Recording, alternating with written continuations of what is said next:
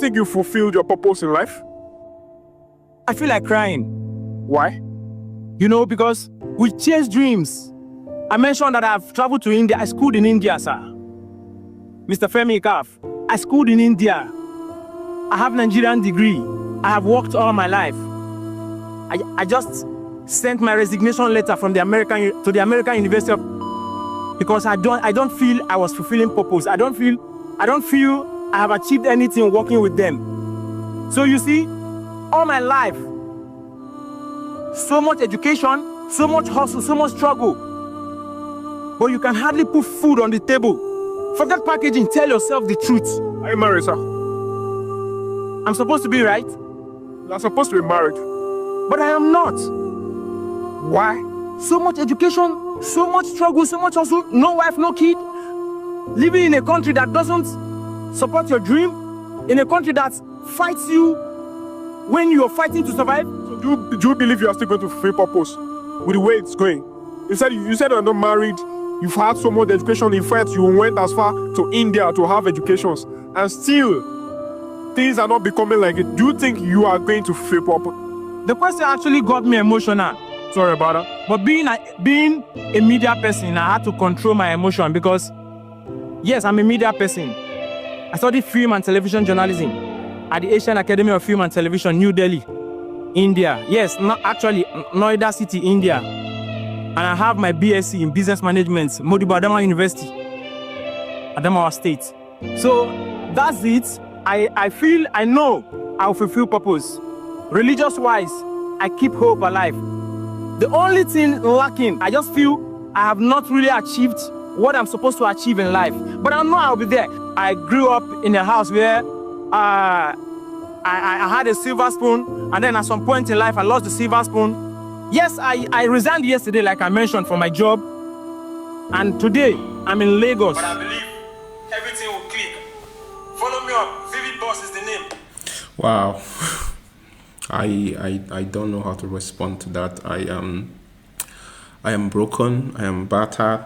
Not necessarily only for this man, but for the many Nigerians that are in this particular shoe. And I see myself in him. I see my story in him. Just a few years ago, I was exactly in that type of situation where I have education and I'm hustling, struggling, working all my life. Albeit mine is more in the entrepreneurial space. I was running a business, an online business, a business that many people didn't understand what I was doing. Some of you who have been following me for a while know that I was running Gospeltainment Media, a faith-based online media organization. We had an online radio, we had a blog, we were doing publicity, PR for lots of artists. But it was such a grind. It was a grind. It was a hustle. It was a struggle. Because the environment, the atmosphere, the environment, the system frustrates you. Doing business in Nigeria, the system frustrates you. You are dealing with a lot of things. You're dealing with trying to provide power supply to your business. You need capital. You need a lot of money. And you need capital in a way that you are getting it every time you need it to be able to pump into the business and keep going. So I can literally see this man and I think where he was, it's somewhere in Oshodi. And the presenter asked him a question. The presenter said, "Will you fulfill purpose?" Wow, that's a $10 billion question. Wow, $10 billion question. Will you fulfill purpose? Do you still believe you will fulfill purpose? I don't even know what to say because I totally understand where he is. And I was in that shoe just 3-4 years ago. I was exactly in that place. And I made a decision that changed the trajectory of my life. The first decision was to shut down the business I was doing at that time and take a retreat and go and think. That was the first decision. The second decision was to get married. The third decision was to leave the country. First decision I took was to shut down the business I was doing. I was doing that. I started Gospeltainment in 2009. I ran that business till 2018. In fact, the platform is still up and running. I just don't run it directly anymore. 2, I decided to change the business I was doing to something else entirely related, but on a broader scale. So, but what I am saying is that every now and then in your life, you need to go back to your drawing board. Go back to your drawing board. Don't let life determine how you live it. Determine how you live life. Don't let life happen to you. You happen to life. What that means is that don't always be in the Ferris wheel. You're always going with whatever comes your way. No. Never live your life based on what shall be, what will happen. Let's do whatever we can do. Let's do. No, sit back and think and have a plan. The biggest problem with the ordinary man is not being able to sit down and have a plan. Even when there is no money in your pocket, even if you don't have anything going for you, have a plan. And the beautiful thing about having a plan, write your plan down. The beautiful thing about having a plan and writing the plan down is that every now and then you can go back to that. I still have my books that I wrote some of my visions many years back, 10, 15 years back. I still have them because I go back to them, and as I go back to them, I read them, I tick the ones I have achieved, observe the ones I have not achieved, refine the ones that need to be refined, because technology is always moving. Technology is moving. Things are changing and developing. You have to go back to your plan to improve on them based on the pre-existing situations.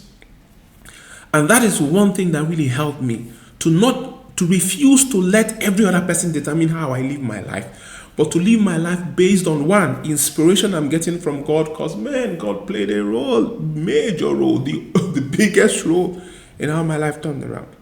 Now, I'm not trying to preach myself, but I'm just trying to speak to people who are in that situation.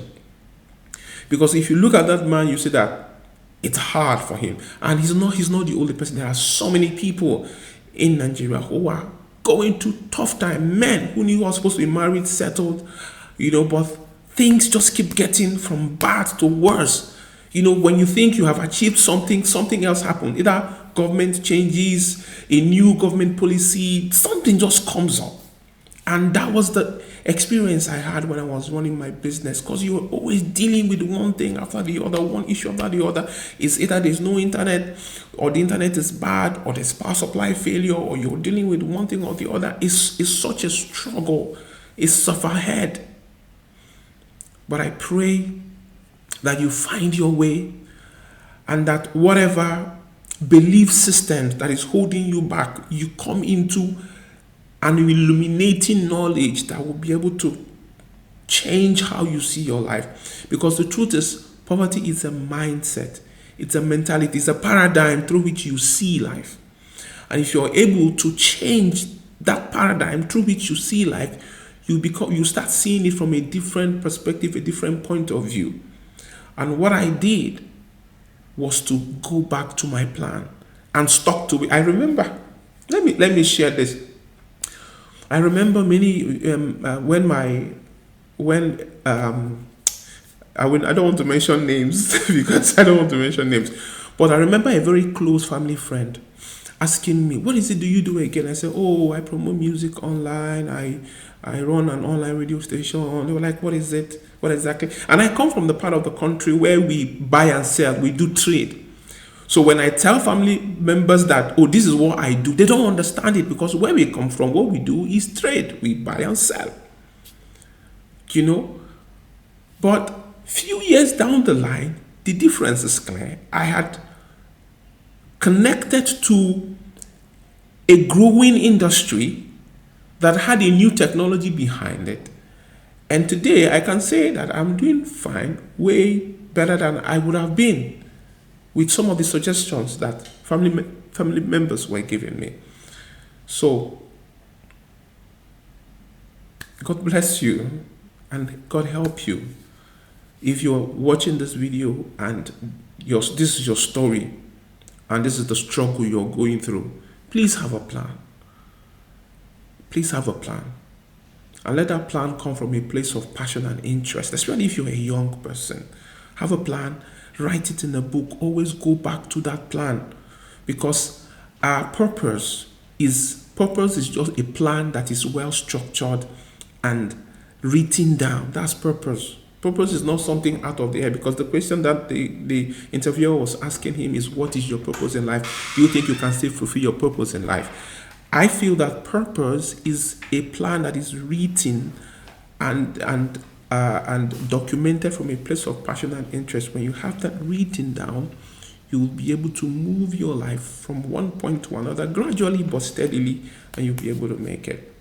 My name is Perry Martins. Have a great day. Bye.